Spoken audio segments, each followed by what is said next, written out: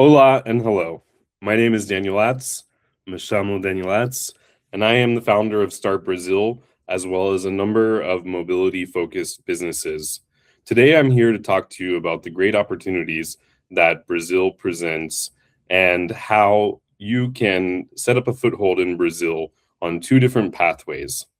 So, a little bit about our company and why I'm here talking to you today. So I am from Omaha, Nebraska in the United States. I am a dual citizen of Luxembourg in Europe through ancestry, through my great grandmother. I have had the opportunity and worked for the opportunity to move myself to 8 different countries in the world, and I speak 5 different languages, including Portuguese. And over the last 10 years, I have been focused especially on helping Americans move abroad, primarily with a focus on Europe. And we've helped up until today around 3,000 Americans get dual citizenship through ancestry in Luxembourg with my first business, Lux Citizenship, that's been around for 10 years. But we also work on a number of different projects. So in addition to Start Brazil, on the right side, we have Lux Citizenship, which is actually the oldest.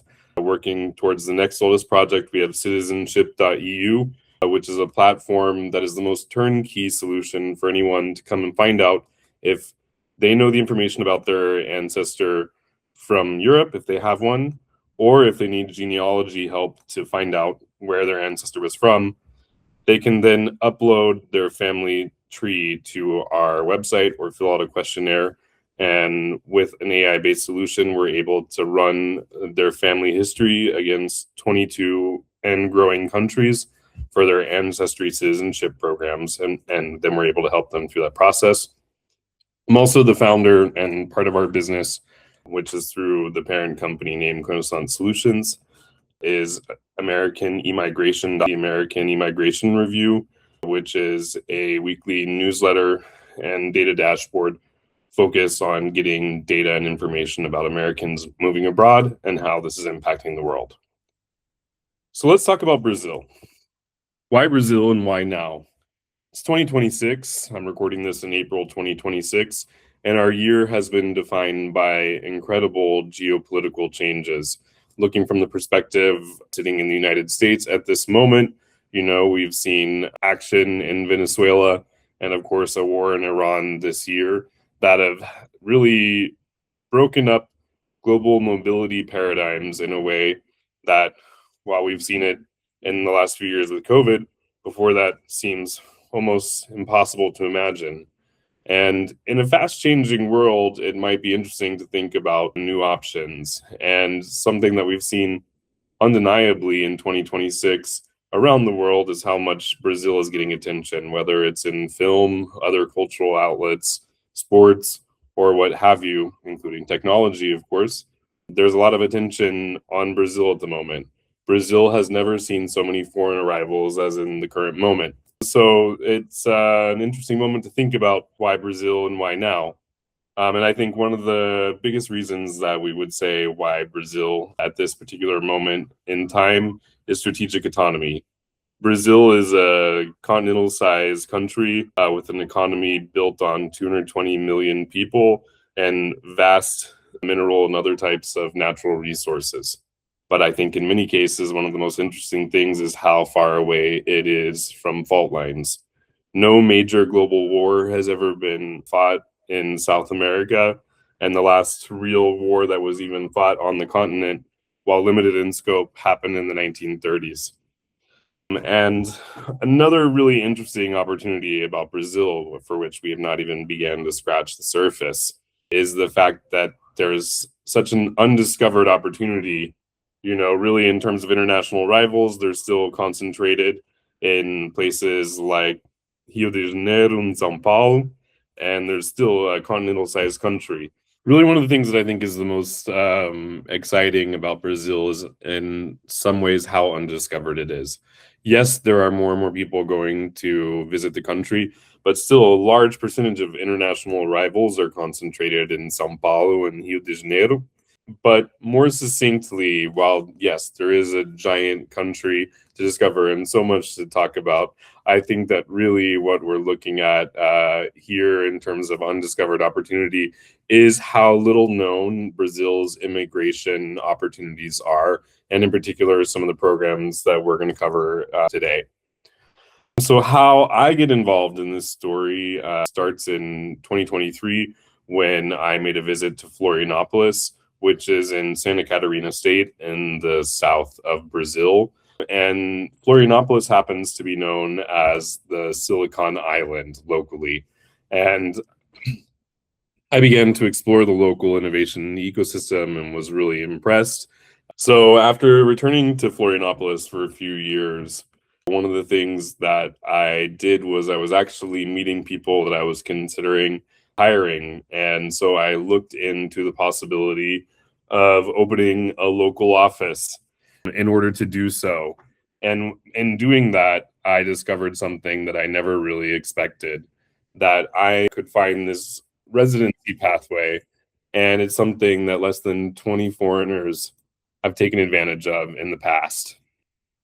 So, as a matter of fact, on January 2nd of this year, I got an initial approval for permanent residency in Brazil through this program, which was fully confirmed on February 12th when I became a resident of Brazil. And not only did I become a resident, I became a permanent resident.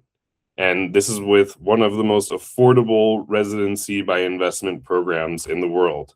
The fact is, these residency programs are popping up all over at the moment.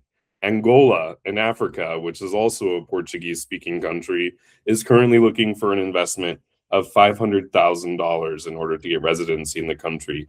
Whereas this is a program that offers permanent residency from day one, and the budget is less than a tenth of what is needed for Angola, whereas Brazil is a giant country, many times greater in size and with greater economic opportunities.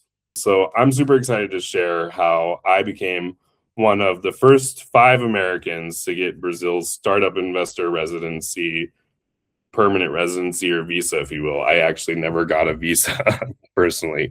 So I'll explain a little bit of that here throughout this presentation.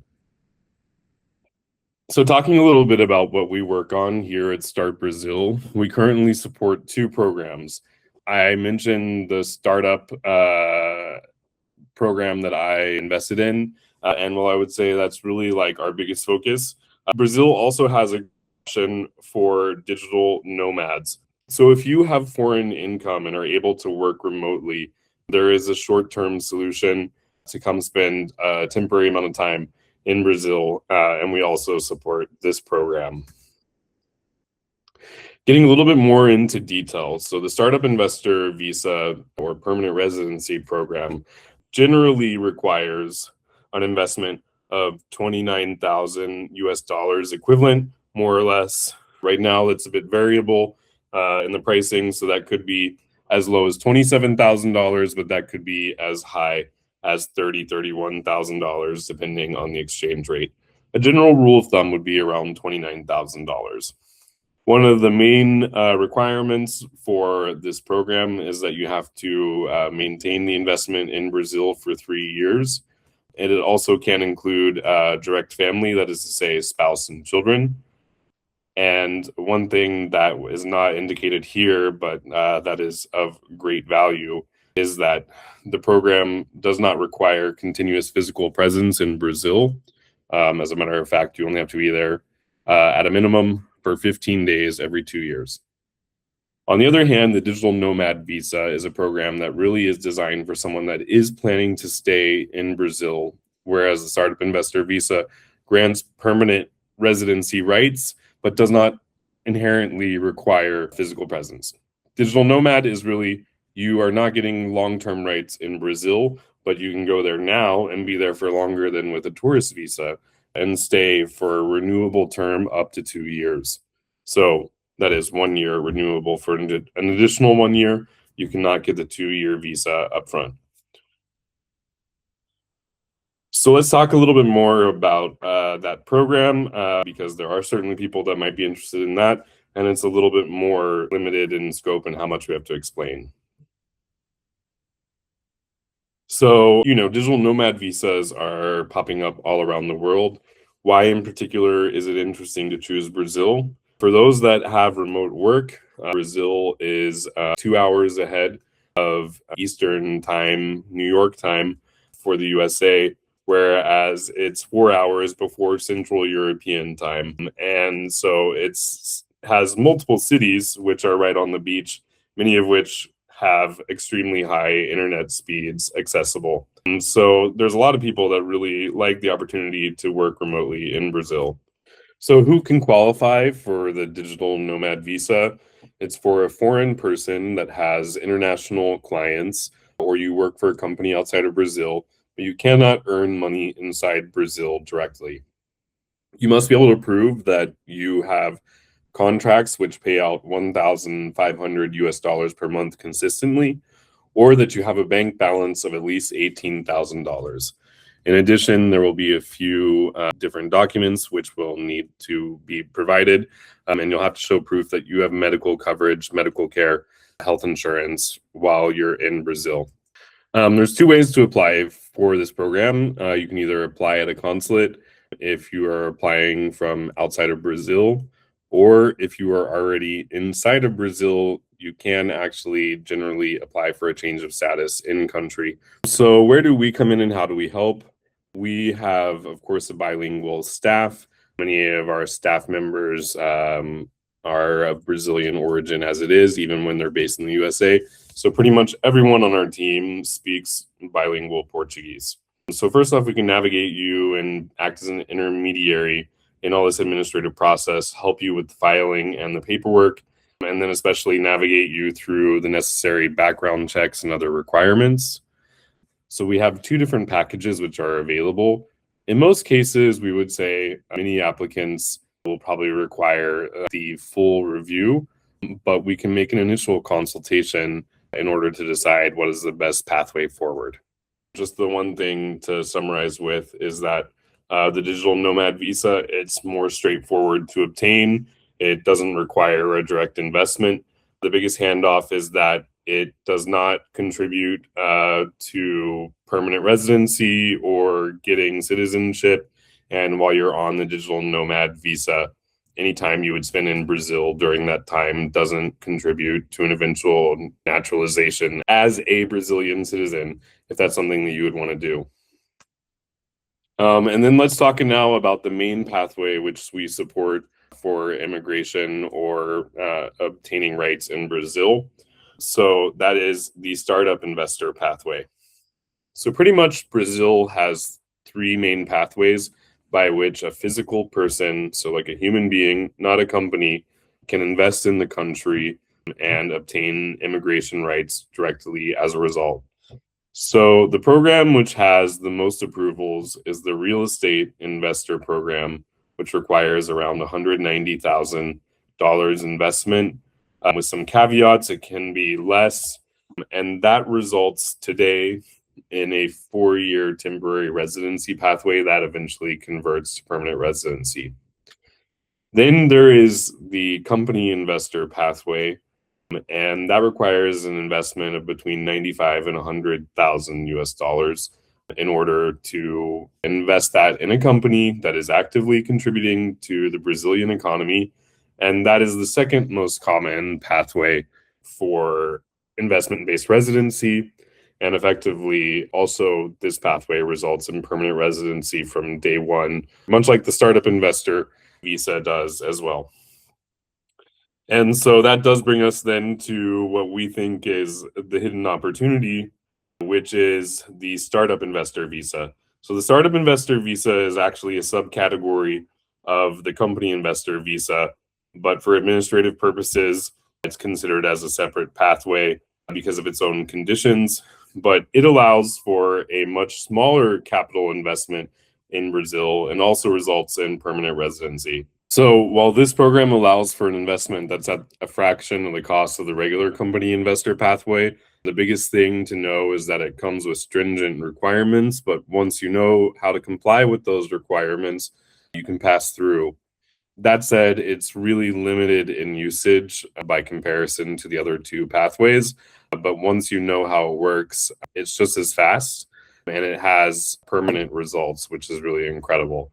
So we think it's one of the most hidden opportunities for residency investment, not only in South America, but anywhere in the world. To give you an idea, when I say I think it's one of the best values in the world, we don't have Angola on this chart because I don't know anyone that's looking for residency by investment in Angola from the US or Europe.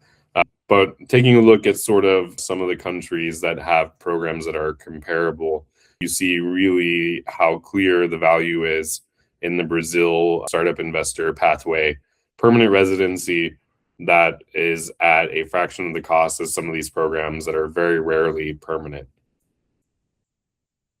So what are the options that you have under this program? Again, you're making an investment into a qualifying company in Brazil that meets criterias that are set out by federal Brazilian law, and you invest in either a pre-existing Brazilian company that meets the criteria, or you open your own Brazilian company which meet those criteria, in which case you can pretty much set up in any state in the country, but you have to really comply with certain rules on where that location is. So in particular, the business must demonstrate innovative activity and meet these criteria. So what counts as innovative and what really makes the criteria work? So the law itself has kind of two sub pathways that talk about this.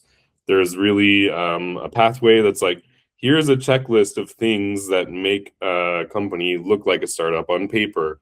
And here is a set of criteria to assess the novelty of the innovation. Overall, a bureaucrat doesn't really like to assess the novelty of innovation. So ultimately, the most suggested and most followed path is the pathway of showing these criteria and then demonstrating that the company is innovative. So the criteria that has to be met, you need to meet at least one of the following criteria on this page. Located in a tech park, which is a federally mandated thing under Brazilian law. Located in an incubator, usually an incubator associated with a university.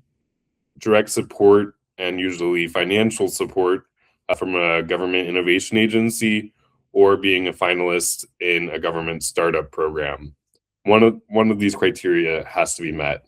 And so one of the things that's really distinct about this program as an advantage is that full-time physical presence is not required in Brazil. What is required is at least 15 days physical presence every 2 years. Plus, you'll need to be in Brazil to renew your residency card when it expires. You do have to maintain the capital in Brazil for 3 years, and a verification that the same capital amount is there does occur after 3 years. That's done remotely in most cases by the police. And it's not the case that you are going to get citizenship if you don't live in Brazil. Effectively, this program allows you to live in Brazil. There's no additional benefits for naturalization through this program. But if you do stay in Brazil after getting the permanent residency and you stay there for 4 years, 9 months out of the year, then you can naturalize as a Brazilian citizen, which generally takes about a year to process. How does it work in practice? Again, it depends on if you're setting up your own company or if you're investing in a pre-existing company that is effectively a startup. But so generally, it starts out with a strategy of figuring out what you're going to do. Are you more interested in your own company or investing in another? If you need to find another, you need to find that company, do the due diligence to make sure that it's going to be standing for 3 years and that they're a legitimate partner for you. And well, that's one place that we come in. If you're going to open your own company, you have to make sure that it meets the criteria and has an innovative focus. Then, once that is all set up, there is the actual investment process itself, which is very bureaucratic and comes with a lot of steps of know your customer or KYC requirements, probably both from your bank and the receiving bank in Brazil that will have to open up the account for you. But in this case, the money has to come from you, the single physical person, from a bank account in your name into Brazil. So you can't use any intermediary service like Wise, Revolut, or any of these other services. Then, once the capital is deployed and confirmed, it has to be integrated into the company documents. And once that's concluded, the application can be filed.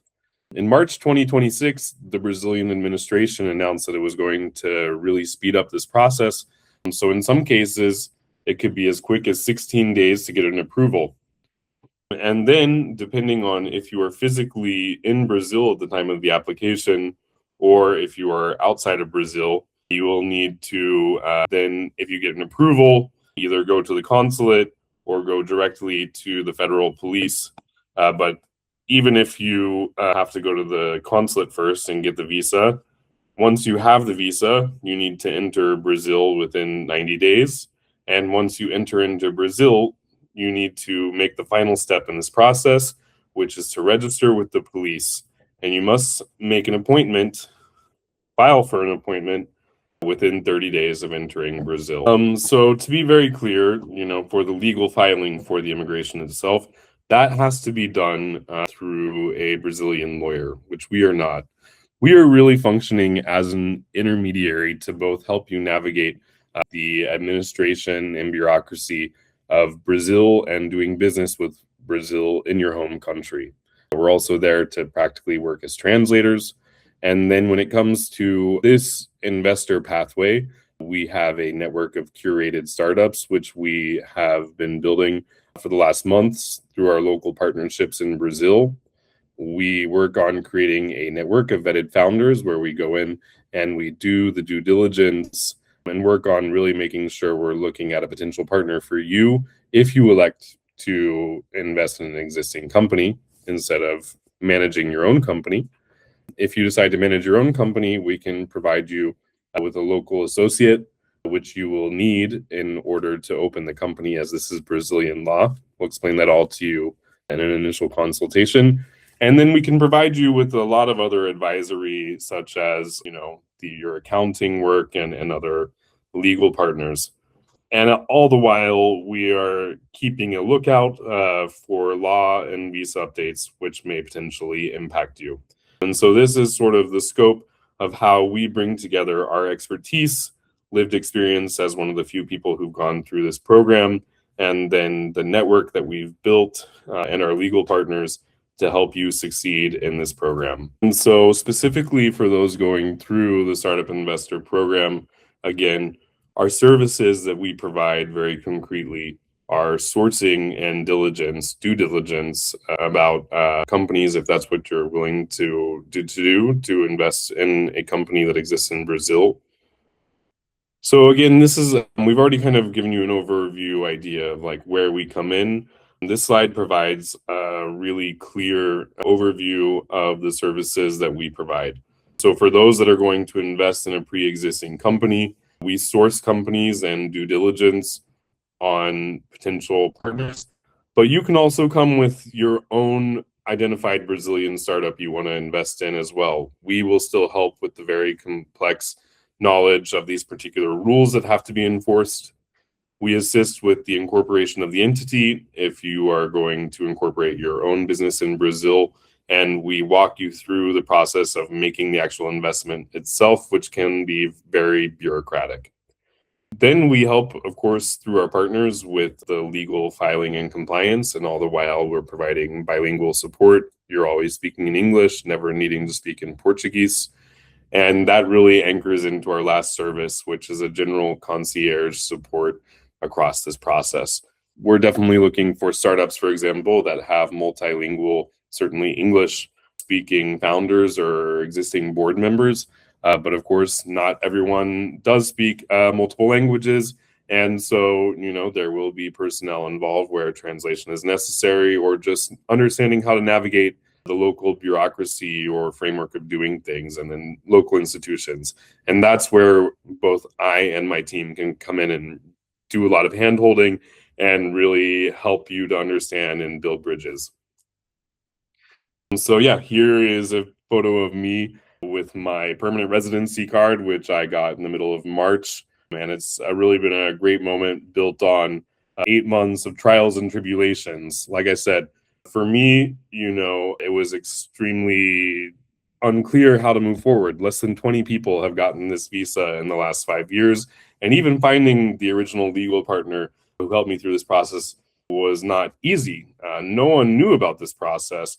And we just faced every single challenge that could possibly be lived in this process. So now we know really the ins and outs of the program. And while it took me over 8 months from start to finish, I can leverage my lived experience as one of the 20 people who's gone through this program in the last 5 years successfully to make this process really as painless as possible for you while opening up this great opportunity of life on a new continent. I've put a permanent foothold on a new continent, one that's very far away from international fault lines, and one that, with all its resources and its giant territory, I believe has a lot of promise for the future.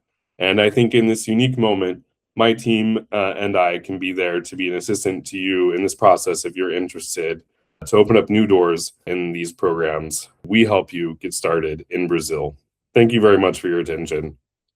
Finally, I want to let you know that all of our engagements require a consultation first, where we set out really, the best pathway for you and how we can help you succeed and assess, really like what are your needs for Brazil.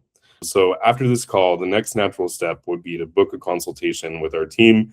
And then once going through the consultation, we will send you over the contract to get started if you're interested in support for either program.